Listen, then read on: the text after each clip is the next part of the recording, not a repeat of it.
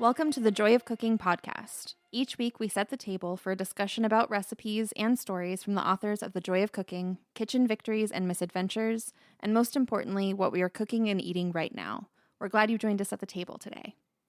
I'm Shannon Larson, home cook, ardent Joy of Cooking user and fan, and Jaws enthusiast. I'm Megan Scott, co-author of the 2019 edition of The Joy of Cooking. I'm a food editor by day and avoider of dish duty by night, and turning off the Vitamix with the speed set to 10 is just bad form. So personal, so quickly. Wow, I felt the daggers. You turned it to 11, and we're not even like 10 seconds in. I'm John Becker, fourth generation co-author and steward of The Joy of Cooking, America's oldest family-run cookbook. And I will get a speeding ticket trying to keep Szechuan takeout from getting cold. True story. That happened this week. Did it? Yeah. Well, it happened last week, but I got the notice in the mail. Yeah. Oh, you got camera caught? Yep. Oh. Fun times. Ugh.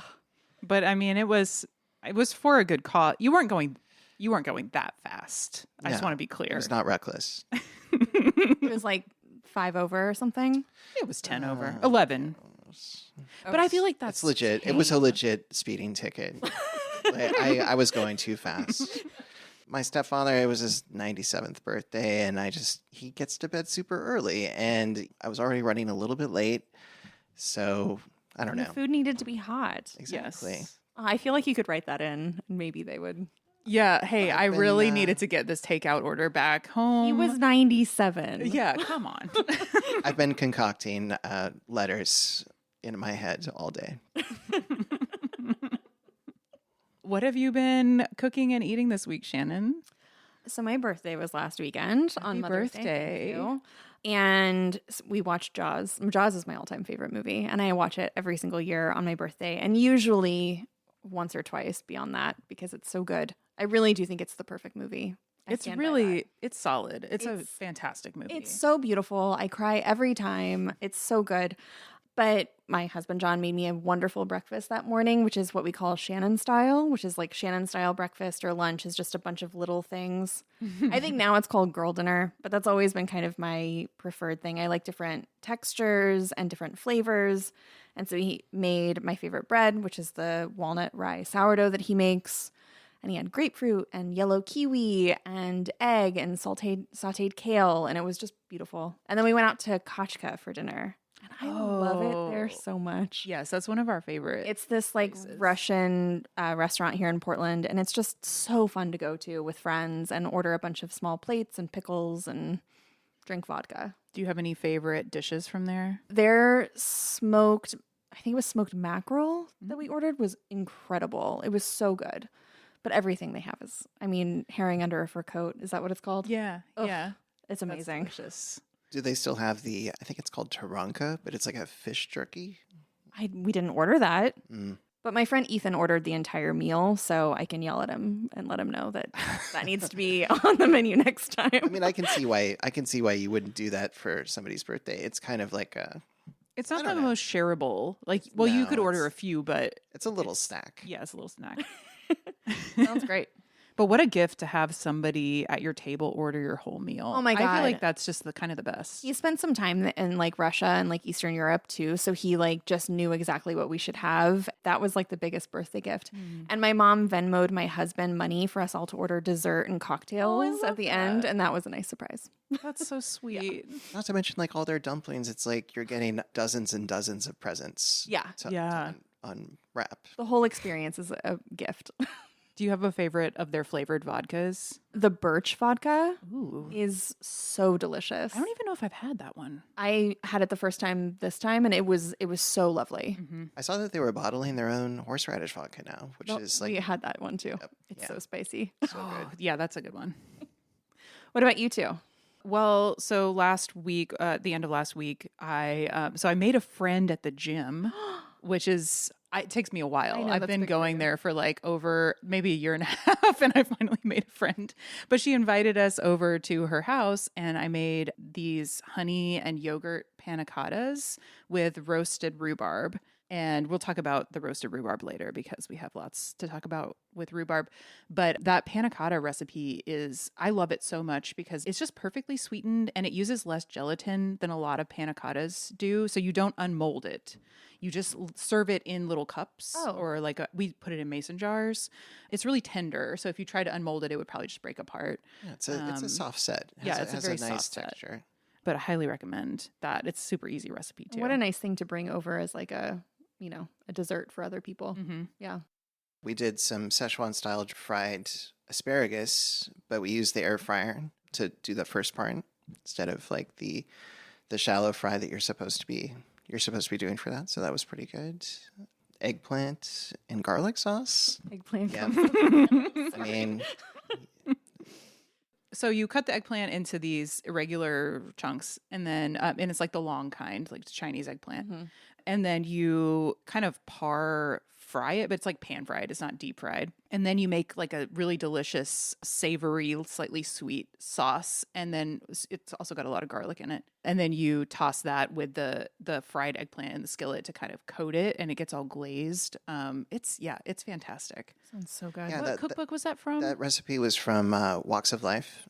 Yeah, I mean, typically, like when we're doing a Chinese eggplant dish, we go with like fresh fragrant eggplant from Fuchsia Dunlop's Food of Szechuan.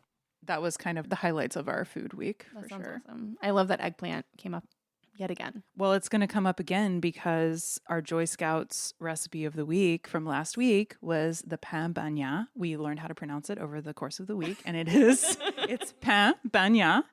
And it is a pressed Provençal sandwich.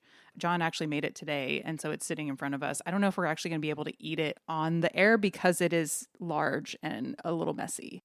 It has tuna, and we used some of our... No, we didn't use our home canned tuna. Oh, you did? Yeah, I had to put a little extra in there. Okay. So, that's what we have right now. Our home canned tuna, and then fresh basil, tomato, roasted eggplant, asterisks, and red bell pepper, hard-boiled egg. What am I forgetting?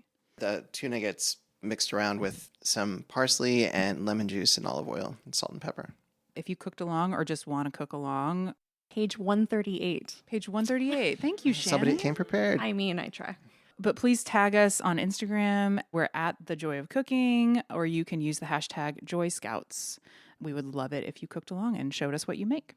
And this week, we would like to welcome our guest, Robin Wheelright, to the table. Robin, welcome to the show. Hi, thanks for having me. Yeah, I didn't print out a bio to read for you, but would you briefly tell us who you are and a little bit about what you do? You asked me for a bio, and I didn't write one, so that's why you didn't print it out.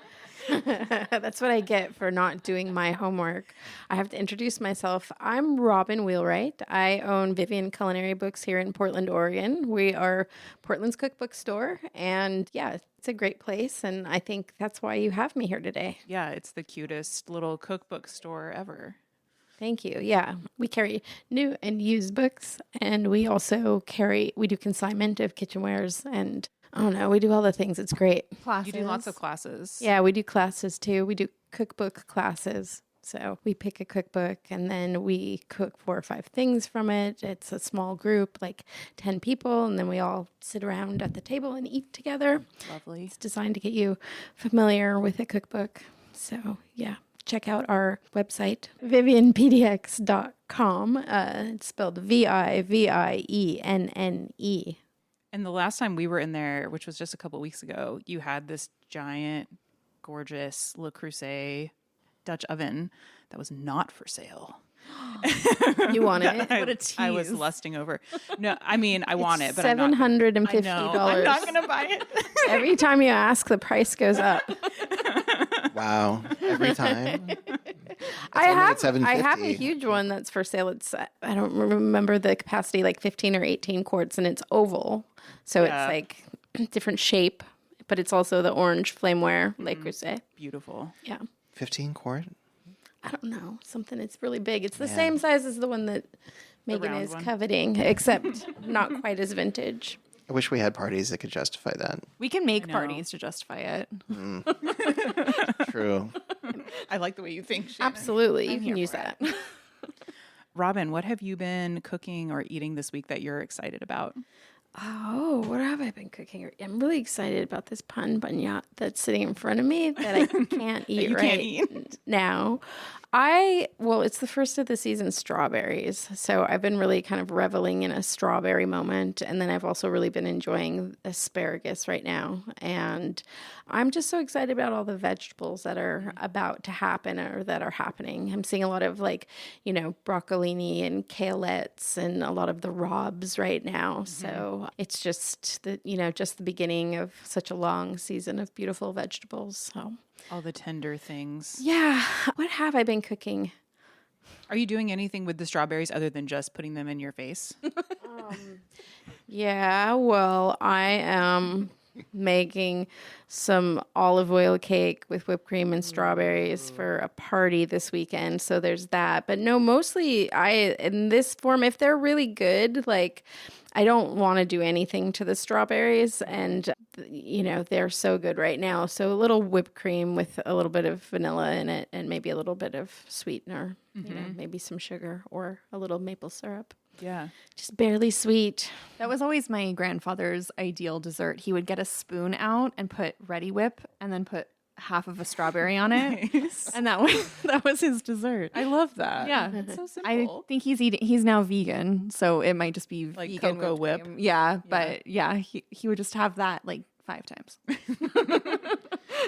My mother taught me dip it in sour cream, then dip it in brown sugar. Sour cream? That's all right. Sour cream. It's really good. So good. Yeah, or creme fraiche would be good too. It was, I guess it was Marion's favorite way to eat strawberries, and she was allergic. So that tells you how good it is, right? I mean, that's a pretty good endorsement if you're allergic to something, but you serve it this way, and it's kind of irresistible. So I don't want to brag, but I am going to brag about the strawberries here. They're unlike any strawberry I've ever had anywhere else. I remember when we first moved here and ate, I had strawberries in the springtime, and I was just I feel like I've never had a strawberry until today because they don't travel well. They're very fragile and very, very juicy and ripe. So they can't be shipped really, but they are just pristine, amazing. The flavor is incredible. I remember when I moved here and I cut open a strawberry because I like to cut them when I eat them for breakfast, and it was completely red all the way through. Yes. And I grew up in the Midwest, and they were always kind of white on the inside, and I was like, oh my gosh, what is this? Yeah. It's so good. Yeah, they're the best. Yeah, berries. All the berries are the best here. Yeah. And the stone fruit here is pretty damn great. Yeah. Oh, hello. I just wanted to take a moment to tell you about an easy way to enhance your meals. Whether they are a healthy vegan grain bowl or that late night snack we'll pretend didn't happen the next day, and that easy way is Marshall's Hot Sauce. For 15 years, chef and cookbook author Sarah Marshall has been hand-making and bottling these delicious sauces. She works directly with local farmers and highlights the lovely flavors of fresh seasonal produce. They're gluten-free, there are no additives, dyes, waxes, or binders, and they have mouth-watering combinations like serrano ginger lemongrass, or habanero carrot curry, or even whiskey smoked ghost, which was featured on Hot Ones.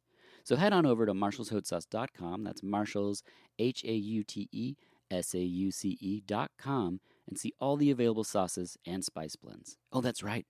Sarah's created spice packets by dehydrating and freeze-drying actual produce, so you can impart flavor to your food with more vegetables. But that's a story for another day. Find all of these delicious creations at marshallshotsauce.com and enter HOTJOY, that's one word, capital H, AUTE, capital JOY, one word, at checkout for 20% off. That's HOTJOY at checkout for 20% off. And now, back to the show. Robin, do you mind telling us a little bit about your relationship with the joy of cooking? Was this a cookbook that you grew up with, or did you come to it more as an adult? No, I learned about it as an adult, and not even as a young adult. I learned about it since I've owned the bookstore, which is 3 years, I've had this bookstore. So I don't remember cookbooks in my mom's kitchen. And I think my mom, she was born at at the end of World War II, so like 1943.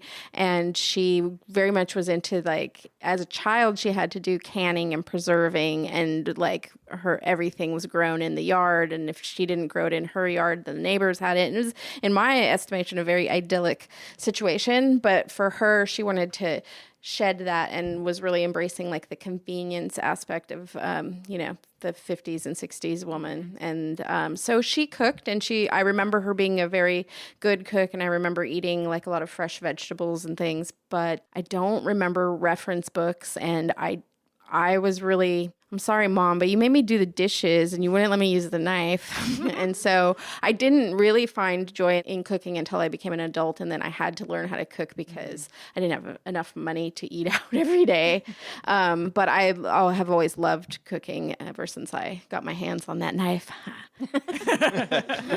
That's the fun part, cutting stuff. Yeah, it is. It's the cutting that's the fun part. So everybody is capable of cutting and using a knife, and just having good guidelines and making sure everybody is kind of calm and under control in the kitchen is the way to, I think, approach learning how to cook. So whatever age you are, and everybody can hold a knife in my estimation. I mean, even when, parents are pretty good about introducing their kids to like cooking. Maybe I'm generalizing from my experience, but it certainly didn't take until it was like that sink or swim moment when, I moved out, and like you said, it's like you can't eat out all the time, and you just got to kind of fend for yourself. Yeah, and I think, the question really is about the joy of cooking and my relationship with the joy of cooking, but I could tell you about how I really got into cooking personally before I met the joy. We'd much rather hear about that. Yeah. It's a better story. Well, I think that I really had a revelation in my 20s when I lived for a year in Spain, and I went to the markets in Spain, and like the little, the fruteria de Manolo. It was so tiny, but I could just go every day downstairs and buy produce, and I could buy bread, and I just saw a different way of cooking. And I used to buy animals at the butcher in the market too, and so I did a lot of like rabbit cookery, and I don't know. If you know anything about me, you know that I'm kind of a wild gal, and so I think the way that I cook or I learned to cook reflects that. It kind of, everything I do in life is a little bit crazy and risky, and so I just jumped into here's a whole animal, I want to embrace this and cook this, and somehow I learned a couple tricks along the way, and that's how I began cooking. But that was 30 years ago. So, so it really started in Spain. Where in Spain were you? I lived in Granada. Oh. Yeah. So I did a year in Spain and studied Spanish because, it was fun. Yeah. I won't lie. Part of the reason I studied French was because I knew I'd get to study abroad. That's like part of it. Yeah. I wanted to have that experience. I don't think I knew that when I started studying Spanish, but it was like, I kept doing college in a very like lost manner. And, I just enjoyed Spanish classes. They were fun for me. They were easy, and like I did well at them, and I enjoyed the intellectual component of changing languages. Mm-hmm. So, and then I figured out I could actually travel abroad, and then I did, and then I realized, all these things that I like about cities and urbanism, and then I started studying like living in cities in ways that don't ruin the planet. Mm-hmm. So I did that as a graduate student. That's awesome. Yeah.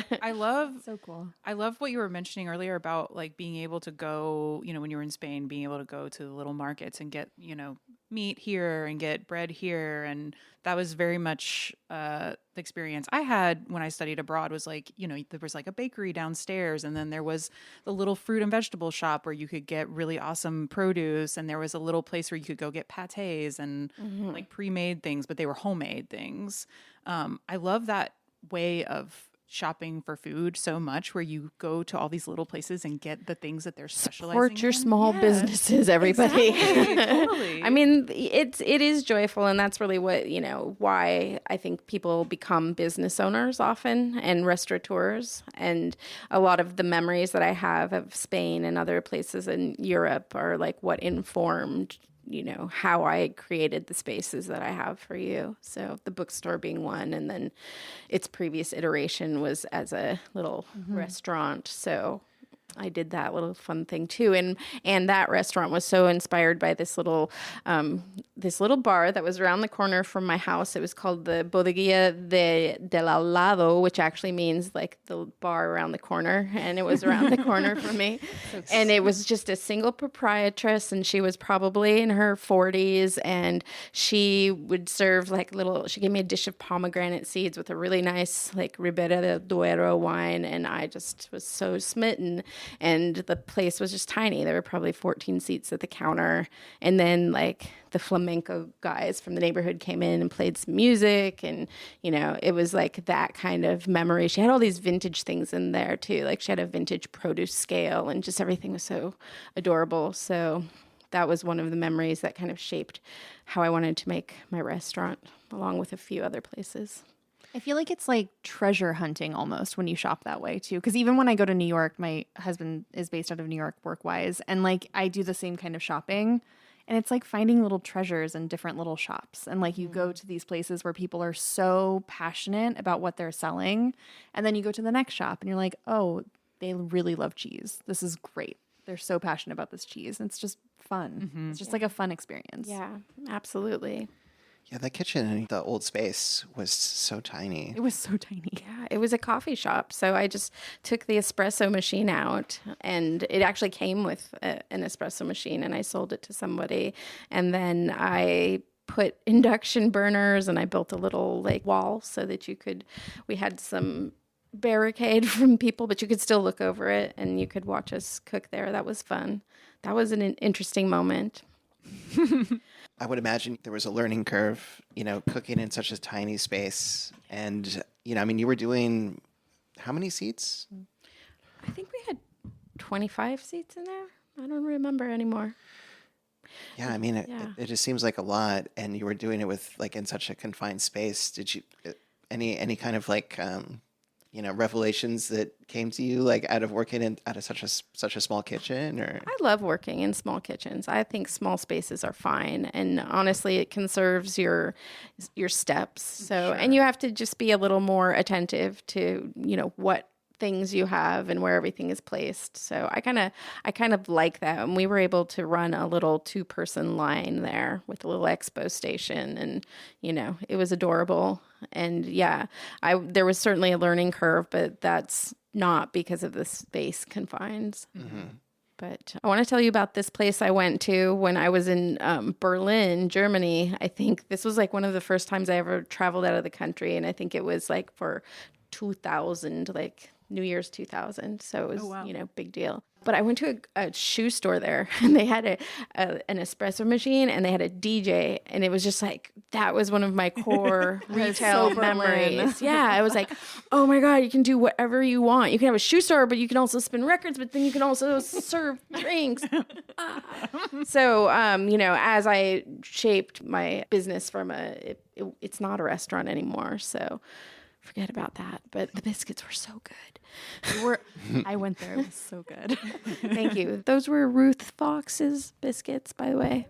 So Who's Ruth Fox? She's an old school Portland gal lady, and she used to manage Alma Chocolates, and she's friends with the producer of this podcast, Sarah Marshall.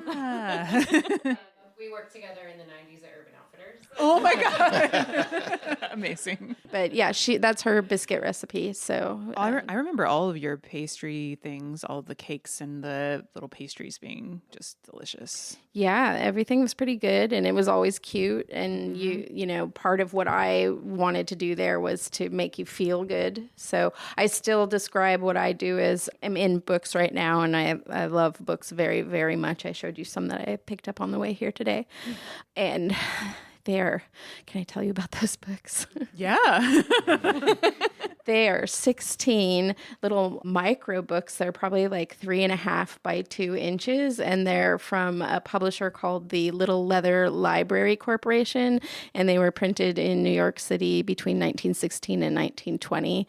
And there's these classics, and they're leather bound, and they're stinking adorable. So I got those on the way here. So in addition to being a book peddler, I am and former restaurateur, recovering still. I like to think of myself as an experiential artist. And so what I offer you is a semi-permanent art installation. And so with the restaurant and with the bookstore, I really want to create a feeling for you in there. So people tell me that it's unlike other places they've been, or it has its own vibe. It kind of feels like, to me, like a European kitchen that belongs to like an old lady who's just like collected all these really special, beautiful things and has arranged them how she likes. I don't know. It just feels lived in, and the colors are really good because you've got like the orange vintage Le Creuset and then a bunch of green. All the copper pots. Yeah, all the copper things and the green stuff. I don't know. It's just the colors are really good. Thank you. Yeah. Yeah. It's, it's a white backdrop, white shelves and white walls, but then there's color from all the books And textiles. and which textiles. really helps. Yeah. Beautiful Madre linen tablecloth on the table that unfortunately I can't sell you right now.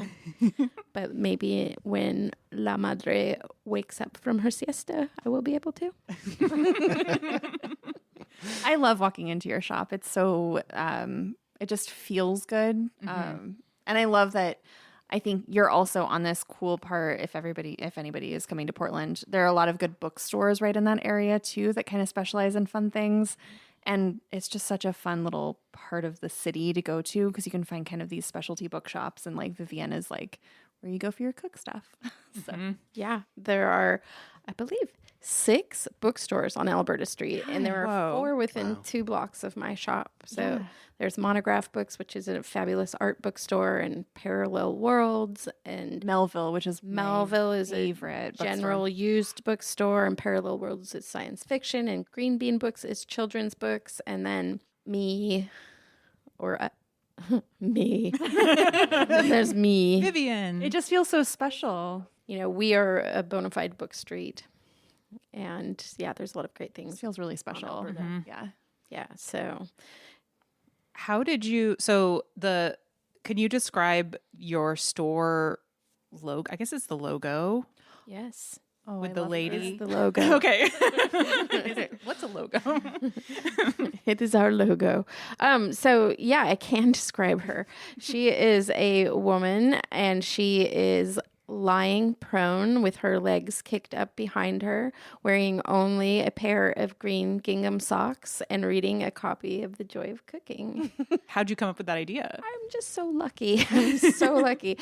So one of my friends and former customer at the restaurant, Emily Winfield Martin, is a local illustrator. This was part of her series called Naked Ladies Reading. And yeah, so there's a whole bunch of beautiful gals reading, and when she found out that I was opening a bookstore, she adapted that for me. And then I decided I wanted The Joy of Cooking because it's the best title for the, to encompass everything that I wanted inside the store. I thought that was the title, Joy of Cooking. Love that. It's a good logo, so everyone should look it up on the website, on Robin's website.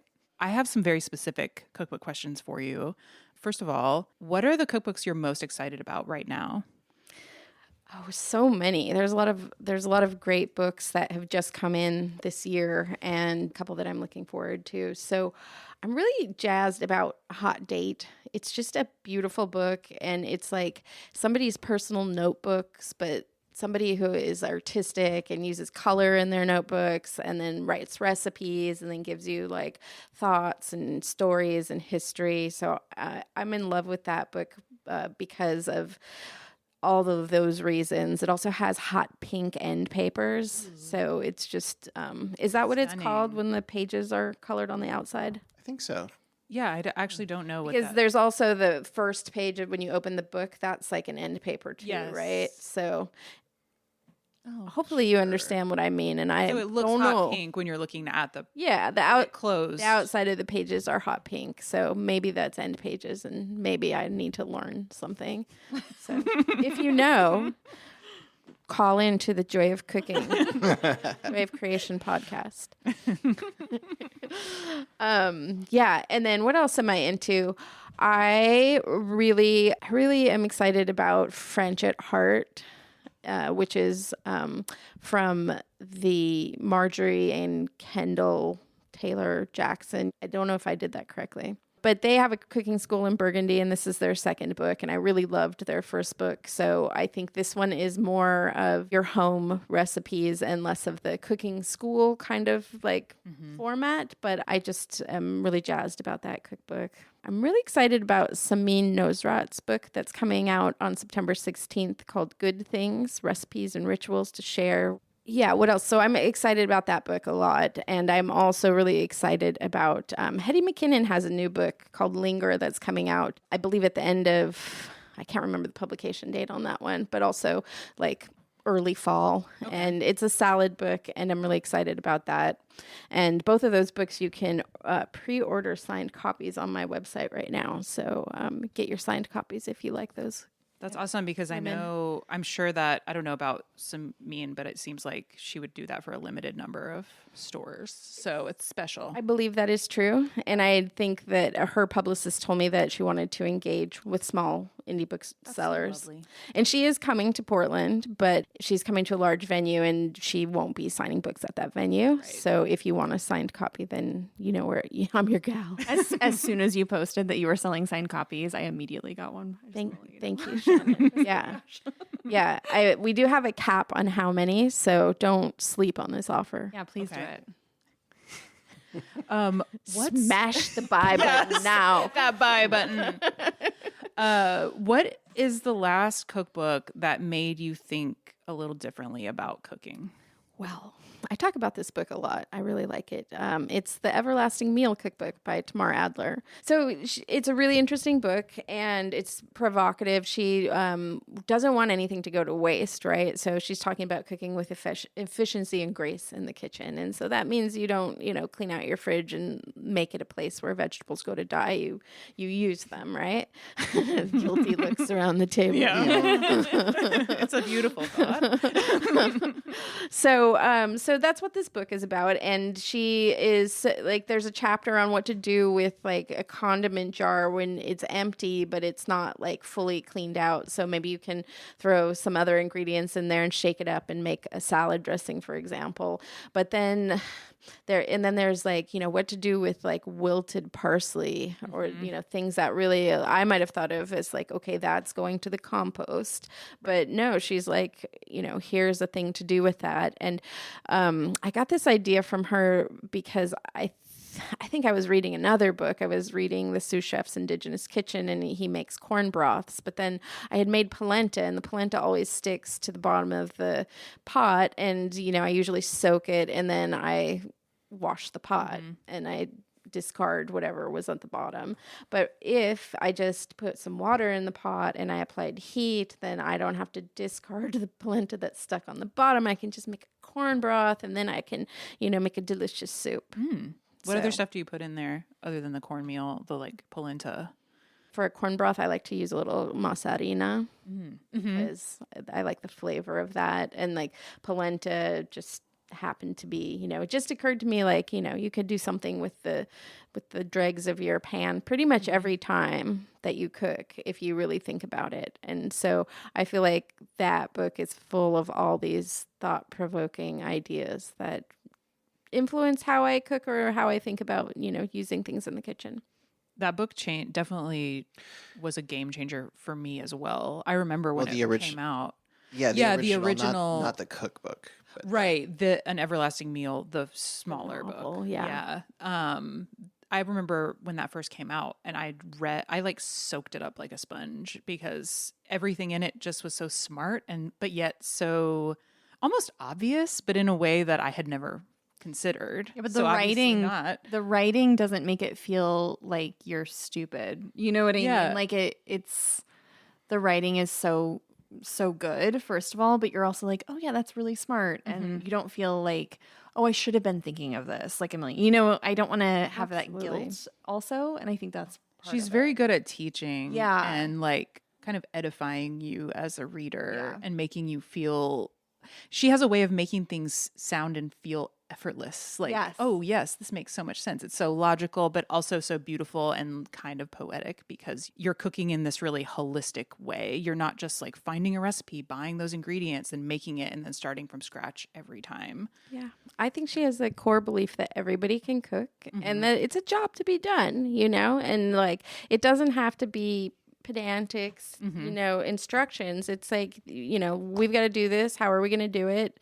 I can do it. You can do it. And I think that approach goes a long way. It appeals to me because I don't care to do what other people tell me in general. So, so I learn a lot from recipes, but I might want to question things sometimes without adulterating. No, I think course not. questioning is very Adulterating. healthy. You really want to like have the spirit of a recipe if you're going to change something. It's tricky territory, but a recipe is a set of guidelines. How much shallot is a shallot? A very good question. It's a great question. No recipe survives the contact with the kitchen. I mean, Yeah, I mean that's the thing about them is I think anytime you translate something you're doing physically into a set of words that then someone else has to execute to get a similar result, you're really throwing it out into the world where anything can happen. Like everyone's kitchen is so different. Everyone reads things differently.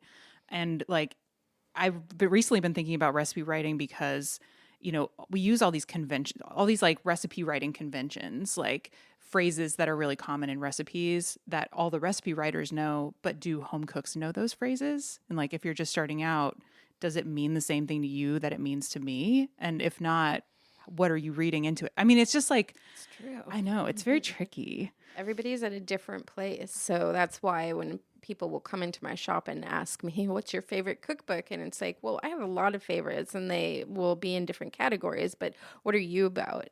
How do you cook? How do you operate in the kitchen? And what kind of instructions are going to appeal to your brain? And we're all different. So there's a cookbook for everybody, even if you don't think so.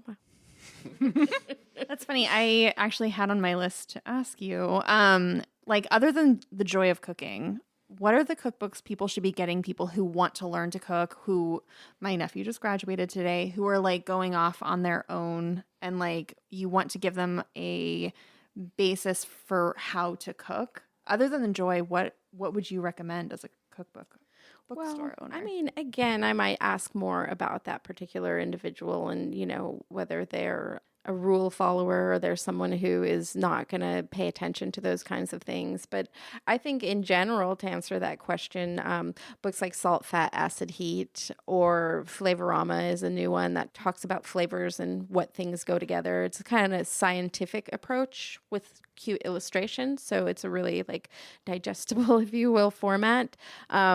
Another sort of analog to that style of book maybe would be Julia Turshen's What Goes With What. So that would be a good one to just understand the breadth of what you can do. Two more.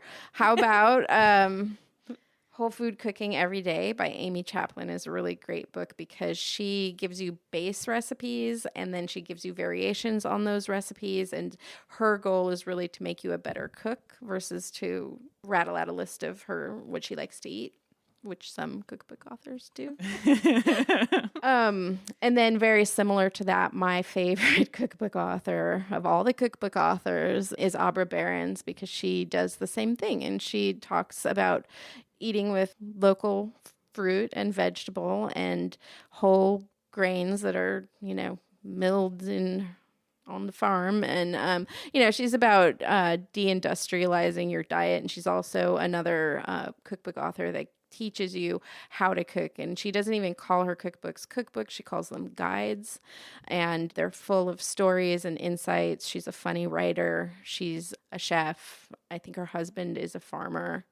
And she was formerly a farmer. So she just, for me, like, I really just think she's The cat's meow. She's my favorite. And she's a great teacher. But people who need a little more structure or who are like, I just need to know what to make every night for my family, that might not be your cookbook. Right. You might be more interested in the Modern Proper, which is a really great resource for, pumping out some good, tasty, complete meals for your family. And there's I have a whole list of books that kind of fall into that category too. Cooking with matcha? It all starts with the right tea. And that's where you need to pick Mizuba Tea Co., sourced directly from heritage tea farms in Japan. Mizuba's matcha is crafted by award-winning farms in Yuji, Japan. Vibrant, umami-rich, and stone-milled per traditional methods. It's the top quality ingredient for lattes, desserts, and even savory dishes. Not to mention whisking on its own as a ceremonial-style matcha. Whether you're making a matcha cheesecake or dreaming of a spring matcha tiramisu, start with the best. Taste the tradition. Shop at mizubatea.com. That's MIZUBATEA.com. And use the code JOYOFMATCHA, that's JOYOFMATCHA, for 15% off your first order. Okay, so this week we are going to be talking about rhubarb. Sarah, could you read the question? My rhubarb plant is the size of my toddler. What are the easiest rhubarb recipes? I would say, so in terms of like the easiest rhubarb recipe to make, roasted rhubarb. We have a recipe in Joy specifically for roasted rhubarb. It's delicious. It is just rhubarb cut into pretty big, like 2-inch chunks, and then tossed with brown sugar, orange zest and juice, vanilla bean. Yeah, scraped vanilla bean. But if you don't have a vanilla bean, Not essential. I wouldn't worry about it. You could use vanilla sugar or just add vanilla at the end after it's roasted. But then, John, you made it. Go Yeah, ahead. and then there's some orange juice, and it just goes into a 400-degree oven for 20 minutes. And just super simple, and let it cool down a little bit, and chop it up, and you basically just have like the easiest compote you ever. And we served that with the panna cottas I was talking about earlier, but it's also just great with any kind of like more mild flavored ice cream, like vanilla ice cream, or serve it with whipped cream or a custard, anything like vanilla-y. Or just like breakfast, like yogurt Put it and your granola. porridge. Right on your porridge. Yeah, any On your mush. And your gruel. any gruel, really. We should start saying gruel more often. It's good. French toast if you're doing a brunchy thing. Halved biscuits. Maybe you actually roast some strawberries with the rhubarb, and then you can just do like some shortcakes, since we're getting into strawberry shortcake season.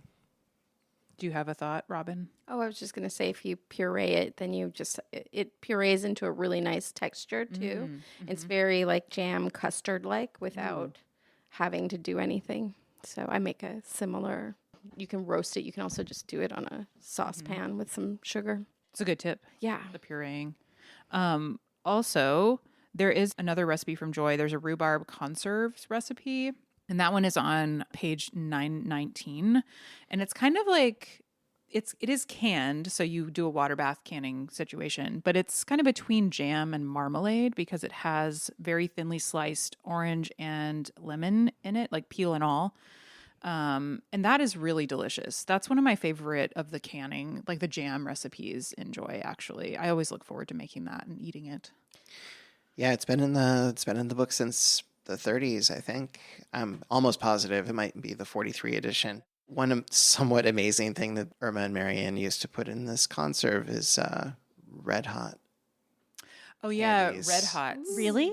Yeah. So weird. But there was another recipe that had Red Hots in it that it was an apple, something with apples. Yeah, that's right. It was like a poached apple situation. Red So Hots. much cinnamon. Oh, that's so strong. I don't like cinnamon that much, to be honest, to put it in, like, to do Red Hots. Yeah, the in conserve something. is wonderful without. Yeah, there's no reason. just no like reason. I think it was maybe partially for color, but Maybe. there's absolutely no reason for it. I mean, I'm sure it probably also added to the texture, but I made the rhubarb conserve just recently, and it's delicious. And it's pretty. doesn't I mean, need if red you hot. have beautiful. if you have the red rhubarb then or pink, then it's very pretty.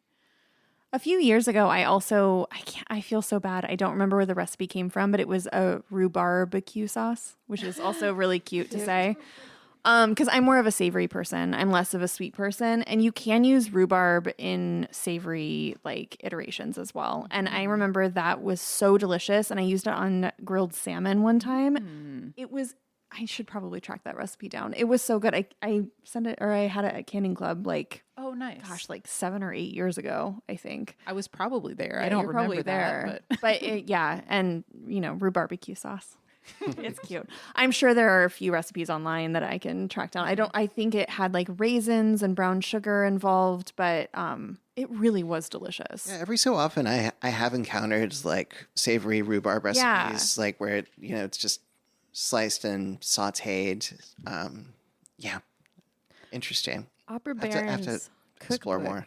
Pulp is about fruit, and it has different cooking methods. Like you look up the fruit that you want, so you could look up rhubarb. I think it's in there. Maybe I think it's in there, and then you look up different cooking methods. So they'll be like roasted or poached or pickled, and then for each cooking method, she has a sweet and a savory recipe. I love that. Yeah, Very so nice. for all you savory girls, and just for anybody, it's a really cool way to think about fruit. I hijacked that thought train. that's a Sorry good, about that's a that. good thought train. I have that. Too bad cookbook. it's I a like- vegetable. Oh my god. Sorry, Is it a sorry. vegetable? Is No. it? I think I read that. Are we gonna have to I mean, fact check whatever. you It's just again? like tomatoes. Tomatoes are fruit. Botanically speaking, I'm a pedant. What do you do if you don't get red rhubarb? If you get green? Oh, I've Because never cooked Some sometimes, varieties are green. well, even like the Was same it, plant, you'll have some Victoria? stalks that are like pure red on the inside and some that are kind of green with just like a red exterior. And if you are going to make a conserve, you're going to get like a brown color, Right. which I'll answer my question. Red just, you just Red put Hots. red hots in it. FDC 3. No, you could put some beet in there and True. like color it red, make Yeah. it pink. So some Or people just- may have done that. Be okay with brown. No. I mean, maybe in a savory application, but Mm-hmm. like if you're gonna put it on your porridge, you want it to be cute. Yeah, it's gotta be cute. the colors. I love like that you can like pink again. For a long time, it was like pink. Ugh. Oh, I'm all pink is about lovely. now. Pink vegetables, especially. Exactly. Like, beautiful. Well, there's hot pink and then there's Pepto Bismol pink. True. And Well, one we're is not probably talking about- more appetizing than the other. And you can Wait. achieve both which shades with There's hot pink rhubarb and- as well as sort of like a brown color. So, if you're going for a certain application of rhubarb, you may want to naturally adjust your color or use red hots. Or add some strawberries, some ripe strawberries to your, unless it's sweet. That's sweet a good application, idea. A savory application, but yeah, add strawberries, which is what John has been wanting to do all week with the rhubarb.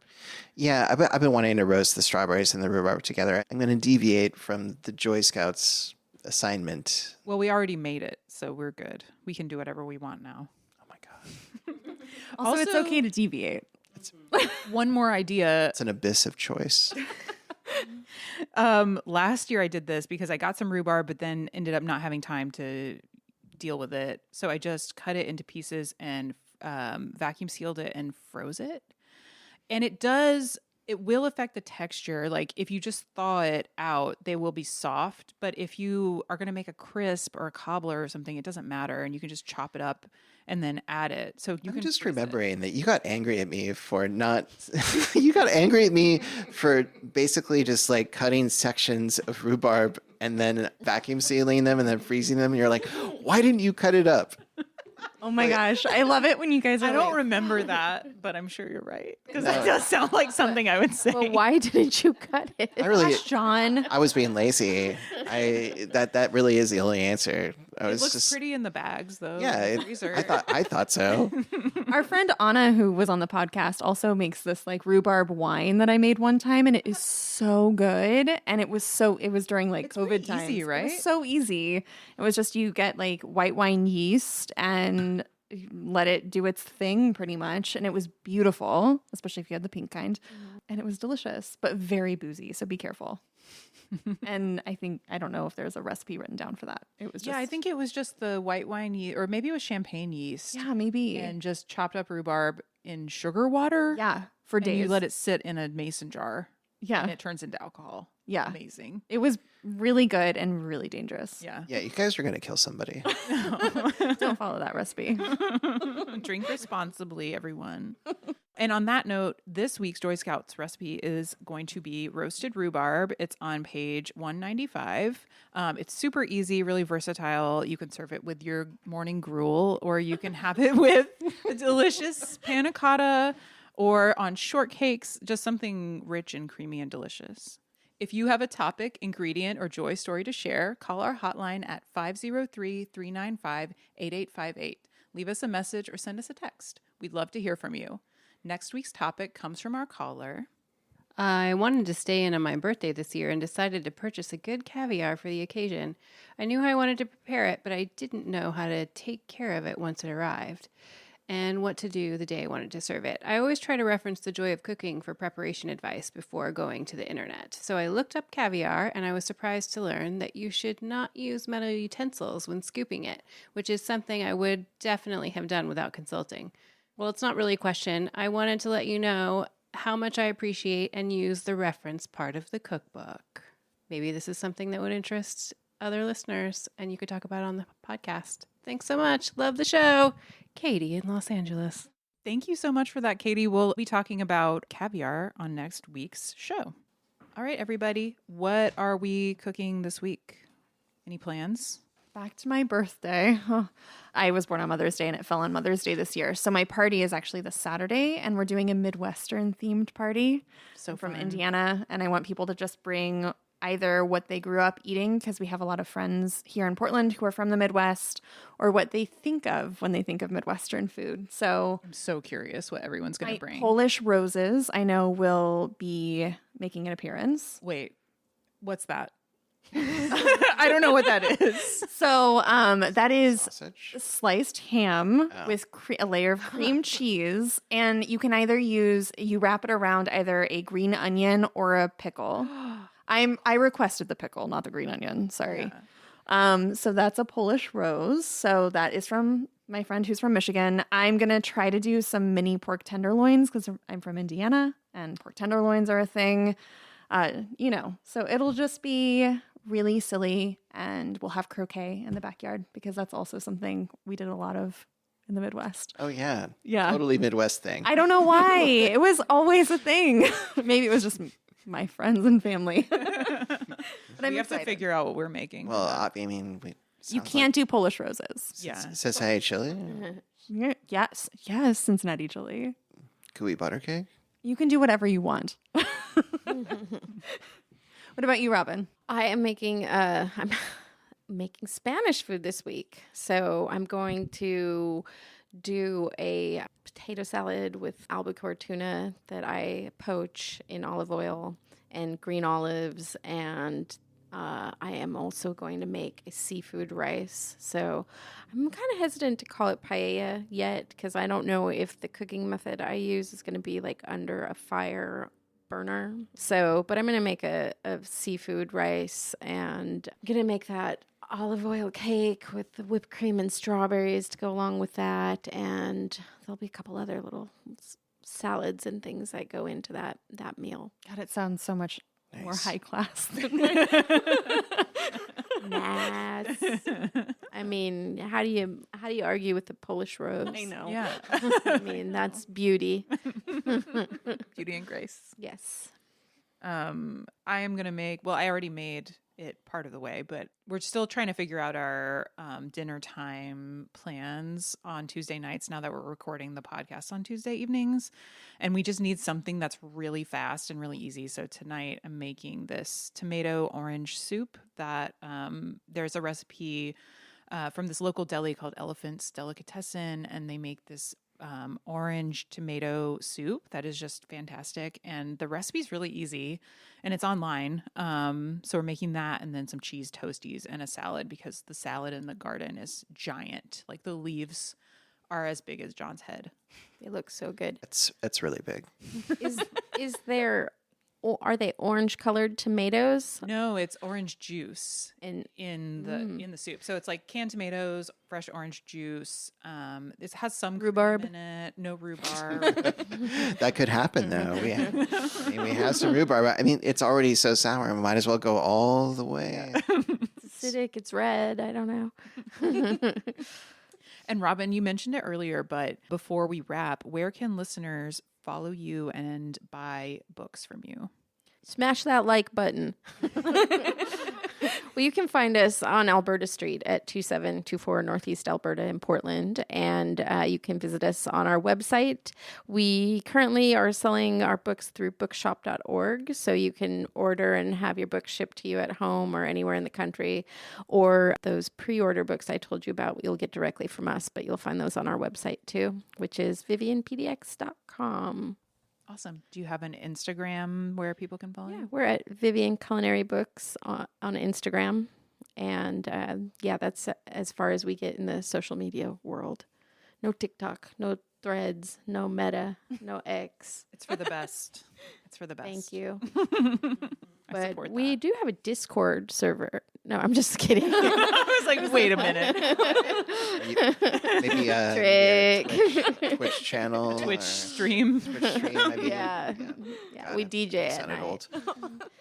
Thanks for listening to the Joy of Cooking podcast. Before we go, show some love for your favorite podcast by subscribing to the show and leaving us a review.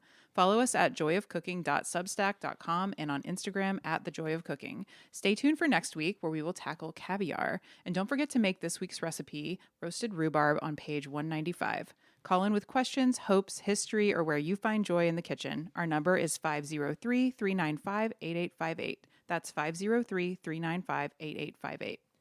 We could not do this without our fantastic team at the Joy of Creation production house. Thank you to Dave Drusky, our production coordinator, Haley Bowers, our audio engineer, and Sarah Marshall, our producer.